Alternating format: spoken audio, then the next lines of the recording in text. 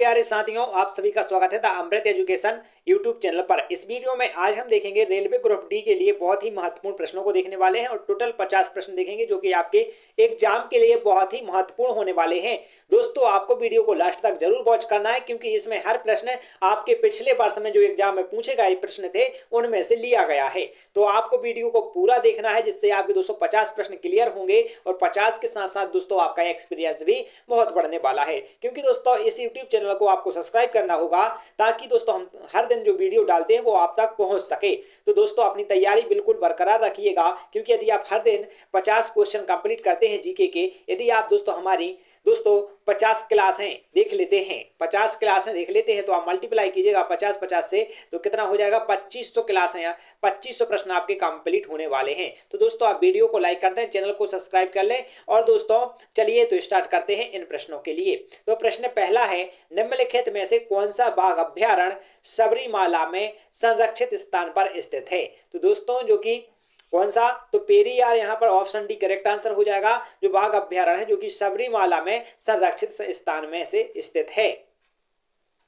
अगला प्रश्न है आपका, लीवर के संचालन के लिए बाह्य रूप से लगाए बल क्या है? तो देखिए लीवर के जो लीवर की बात की जा रही है यहाँ पर, जैसे कि टायर खोलने वाला लीवर होता है जिसमें क्या होता है लीवर में, ऐसा होता है लीवर, हम बताते हैं यदि आप नहीं जानते। ऐसा लीवर होता है कि ये टेक रहती है और इसे ताकत लगाई जाती है, जैसे कि बड़ी चट्टान को ढुड़काना है और यहाँ से ये टेक में लिए लगाई कुछ लगाई और ऐसी प्रकार से जब किसी भी चीज में बल लगाया जाता है तो इसे लीवर कहा जाता है। ठीक है, यदि इस पर बल लगाएंगे तो ये अबतर उठेगा और कम बल में उठेगा। ठीक है, कम बल लगेगा तो ये इस प्रकार से लीवर होता है। तो लीवर के संचालन के लिए बाह्य रूप से लगाए जाने बल क्या है, मतलब यहाँ पर जो बल लगाया जा रहा है इसे उठाने में वह क्या है? तो दोस्तों यह प्रयास है, ऑप्शन सी, क्योंकि ये तो प्रयास हो रहा है ना उसे ढकेलने के लिए। अगला प्रश्न है आपका, कारखाना अधिनियम 1881 किसके कार्यकाल में पारित किया गया? तो दोस्तों किसके कार्यकाल में? तो रिपन। ठीक है, ऑप्शन बी इसका करेक्ट आंसर हो जाएगा। अगला प्रश्न है आपका, भारतीय खेल प्राधिकरण यानी SAI की स्थापना कब हुई? तो भारतीय खेल प्राधिकरण की स्थापना दोस्तों 1984 में की गई थी। ऑप्शन डी इसका करेक्ट आंसर है। मसाई जातियां निम्नलिखित में से किस देश से हैं? तो जो मसाई जातियां हैं दोस्तों वह किस देश से हैं? तो इसका करेक्ट आंसर हो जाएगा Kenya. Option D correct answer. अगला प्रश्न है आपका, भारतीय प्रेस की मुक्तिदाता के रूप में किसे जाना जाता है? तो भारतीय प्रेस के मुक्तिदाता के रूप में दोस्तों किसे जाना जाता है? कैसे कहा जाता है? चार्ल्स मेड, कहां पर है? हाँ, चार्ल्स मेडकाफ के लिए जाना जाता है। ऑप्शन सी यहाँ पर करेक्ट आंसर होने वाला है। अगला प्रश्न हम देखेंगे यहाँ पर, राउरकेला स्टील प्लांट कहाँ स्थित है? राउरकेला स्टील प्लांट दोस्तों कहां पर स्थित है? तो यह है उड़ीसा में। ऑप्शन सी इसका करेक्ट आंसर हो जाएगा। सर्विस शब्द निम्नलिखित में से किस खेल से संबंधित है? सर्विस शब्द जो है दोस्तों वह किस खेल से संबंधित है? तो वह वॉलीबॉल से संबंधित है। ऑप्शन डी इसका करेक्ट आंसर हो जाएगा। हिमालयन फ्रंटल प्लांट शिवालिक को से अलग करता है, किससे अलग करता है? तो इसका करेक्ट आंसर हो जाएगा 9 का करेक्ट आंसर हो जाएगा, भारत के महान मैदान से अलग करता है। अगला प्रश्न है आपका, ठोस कोण की इकाई क्या है? ठोस कोण की इकाई क्या हो जाती है दोस्तों? तो इसका करेक्ट आंसर हो जाएगा 10वें प्रश्न का स्टेरेडियन। ठीक है, स्टेरेडियन। अगला प्रश्न है आपका, a bunch of old letters किसने लिखा और प्रकाशित किया? A bunch of old letters दोस्तों किसने लिखा और प्रकाशित किया? तो इसका करेक्ट आंसर क्या हो जाएगा? जवाहरलाल नेहरू ने। किसने किया? जवाहरलाल नेहरू ने। अगला प्रश्न है आपका, वर्ल्ड हैप्पीनेस रिपोर्ट 2018 के अनुसार निम्नलिखित में से कौन सा देश 2018 में पहले स्थान पर है?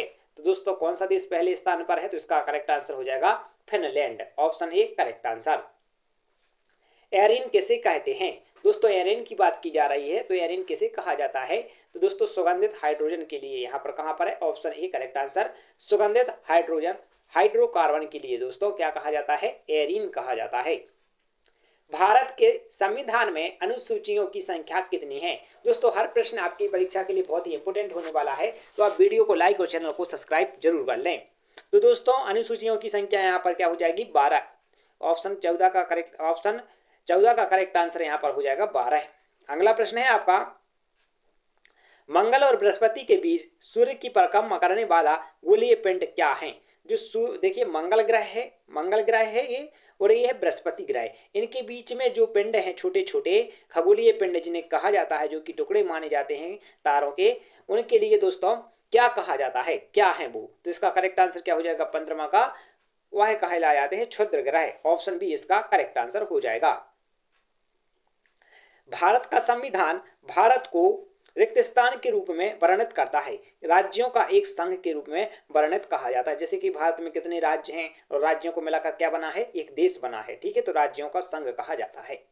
अगला प्रश्न है आपका, राजीव गांधी खेल रत्न पुरस्कार 2020 के तहत एक खिलाड़ी द्वारा उत्कृष्ट प्रदर्शन के लिए कितने रुपए के नाम के तौर पर दिए गए थे? तो कितने रुपए दिए गए थे? तो इसका करेक्ट आंसर हो जाएगा 17वें का 1 करोड़ रुपए। ठीक है, कितना दिया था? 1 करोड़ रुपए दिए गए थे। सरकार द्वारा किसानों को उनकी फसलों के लिए पूर्व घोषित मूल्य क्या है? तो दोस्तों सरकार ने एक स्कीम निकाली थी कि जब व्यापारी लोग होते हैं वो गल्ला सस्ता खरीदते थे, किसान का अनाज सस्ता खरीदते थे, इसलिए सरकार द्वारा एक लगाई गई थी स्कीम, कितने से कम कि किसानों का गल्ला नहीं खरीदा जाएगा, किसानों का अनाज नहीं खरीदा जाएगा, उसे कहा जाता था न्यूनतम समर्थन मूल्य। यदि इससे कम समर्थन मूल्य पर व्यापारी खरीदते थे तो दोस्तों सरकार खुद से खरीदना शुरू कर देती है। ठीक है, तो न्यूनतम समर्थन मूल्य। ठीक है, तवा नदी जो किस नदी की सहायक नदी है? ठीक है, तो इसका करेक्ट आंसर क्या हो जाएगा? तवा नदी किस नदी की सहायक नदी है? तो इसका करेक्ट आंसर हो जाएगा 19 का नर्मदा नदी की। ठीक है, अगला प्रश्न है,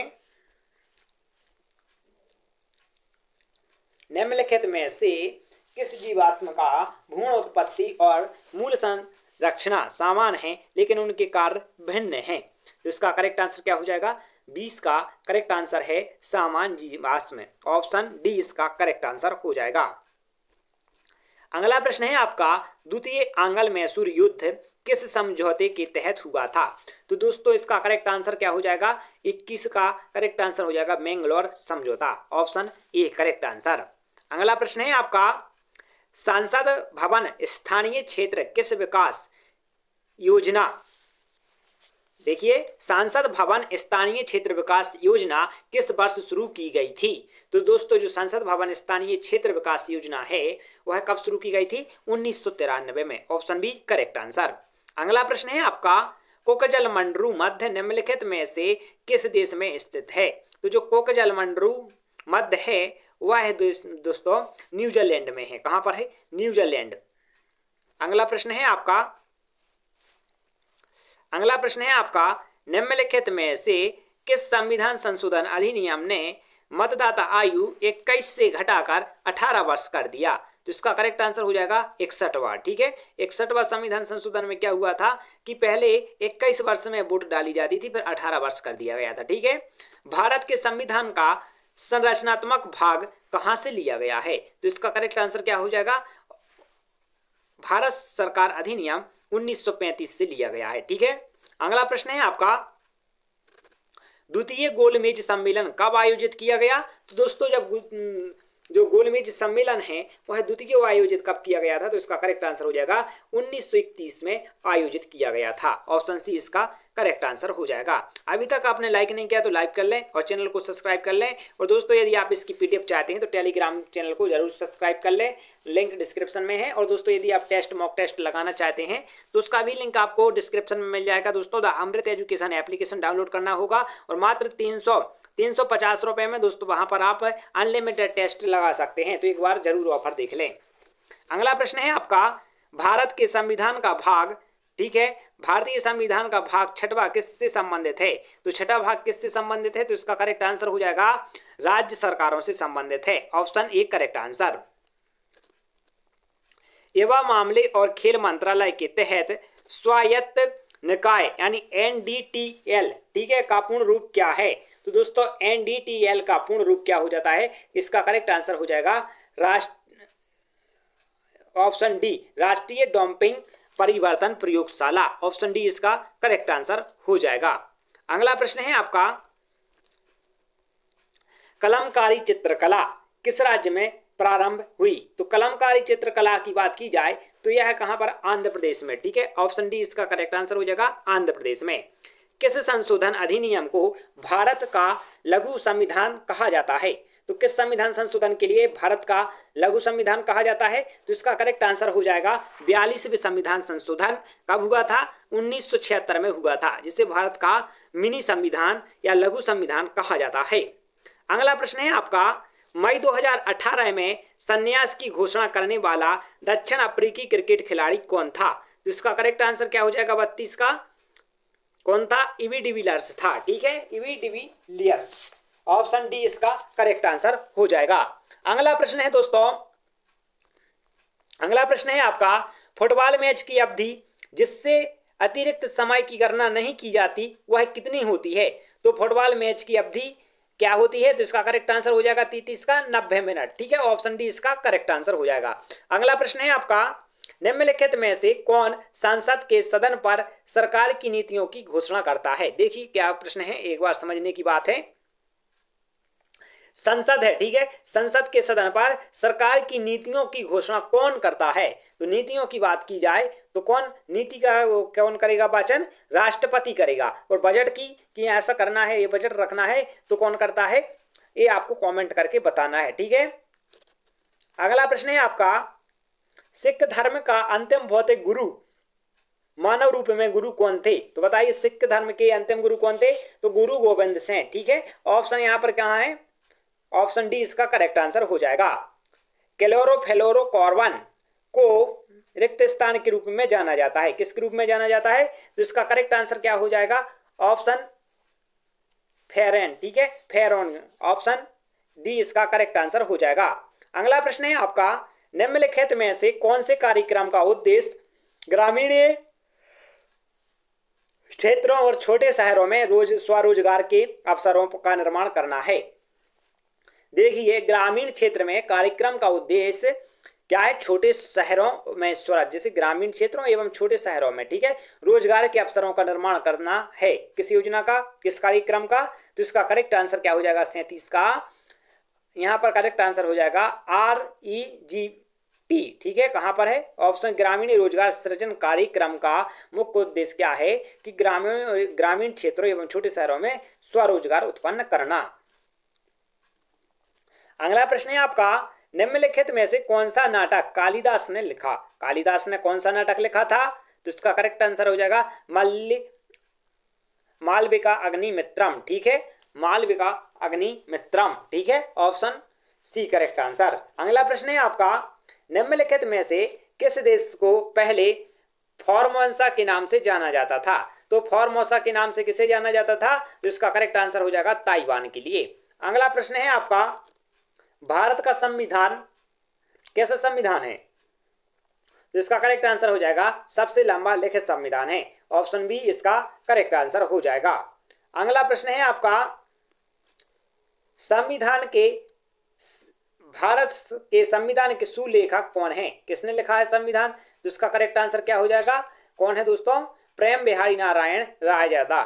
अगला प्रश्न है आपका, महात्मा गांधी की अध्यक्षता में भारतीय कांग्रेस का एकमात्र अधिवेशन कौन सा था? तो देखिए, महात्मा गांधी ने जिस कार्यक्रम की जो कांग्रेस के अधिनियम थे जो अध्यक्षता की थी वह था बेलग्राम का। ठीक है, ऑप्शन डी इसका करेक्ट आंसर हो जाएगा। अगला प्रश्न है आपका, सापेक्ष गति में परस्पर क्रिया करने वाली दो सतहों के बीच कार्यस्थ घर्षण बल क्या है? तो इस प्रकार के बल को क्या कहा जाता है दोस्तों? गतिशील। कैसा है? गतिशील घर्षण है। निम्नलिखित में से कौन सा अनुच्छेद देश के सभी नागरिकों के लिए सामान्य नागरिक संहिता से संबंधित है? तो दोस्तों जो अनुच्छेद है 44, ठीक है, वह क्या है? सामान्य नागरिक संहिता से संबंधित है। अगला प्रश्न है आपका, अगला प्रश्न की बात की जाए तो बड़ी आंत का पहला भाग कौन सा है? तो बड़ी आंत का पहला भाग है दोस्तों सीकम। कहां पर है? Option B correct answer. अगला प्रश्न है आपका, जहां वार्षिक वर्षा रिक्त स्थान से अधिक होती है वहां उष्णकटिबंधीय सदाबहार वन होते हैं। तो किस प्रकार की वर्षा में उष्णकटिबंधीय सदाबहार वन होते हैं? तो इसका करेक्ट आंसर हो जाएगा 150 सेंटीमीटर से अधिक वर्षा में। अगला प्रश्न है आपका, भारत के किस राज्य में राष्ट्रीय उद्यानों की संख्या सबसे अधिक है? तो मध्य प्रदेश एक ऐसा राज्य है जहां पर भारतवर्ष में सबसे अधिक जो राष्ट्रीय उद्यान है वो पाए जाते हैं। कहां पर? मध्य प्रदेश में। अगला प्रश्न है आपका, भारत के निम्नलिखित में से किस राज्य केंद्र शासित प्रदेश की ग्रीष्मकालीन एवं शीतकालीन राजधानी है? तो इसका करेक्ट आंसर क्या हो जाएगा? 48 का करेक्ट आंसर हो जाएगा जम्मू कश्मीर। अगला प्रश्न है आपका, प्रतिरक्षा विज्ञान के जनक कौन है? तो प्रतिरक्षा विज्ञान के जनक कौन है? तो इसका करेक्ट आंसर हो जाएगा Edward Jenner. Option A correct answer. अगला प्रश्न है और आखिरी प्रश्न है जिसका आंसर आपको कमेंट करके देखना है। प्रश्न है, इंटरनेट कैफे, एटीएम बूथ और कॉल सेंटर किसके उदाहरण हैं? ये आपको कमेंट करके जरूर बताना है कि द्वितीय क्षेत्र में आते हैं, बैंकिंग क्षेत्र में, तृतीय क्षेत्र में या प्राथमिक क्षेत्र में। कमेंट करके जरूर बताएं। और दोस्तों इसके बाद मिलते हैं नेक्स्ट क्लास में। इससे पहले यदि आप पीडीएफ चाहते हैं या एग्जाम से जुड़ा कोई भी आप प्रश्न है या कुछ भी आप चाहते हैं, स्टडी मटेरियल सब कुछ आपको अमृत एजुकेशन एप्लीकेशन के साथ साथ टेलीग्राम पर भी मिल जाएगा। लिंक डिस्क्रिप्शन में है, एक बार ज्वाइन करना बिल्कुल भी ना भूलें। मिलते हैं नेक्स्ट वीडियो में, जब तक के लिए जय हिंद, जय भारत।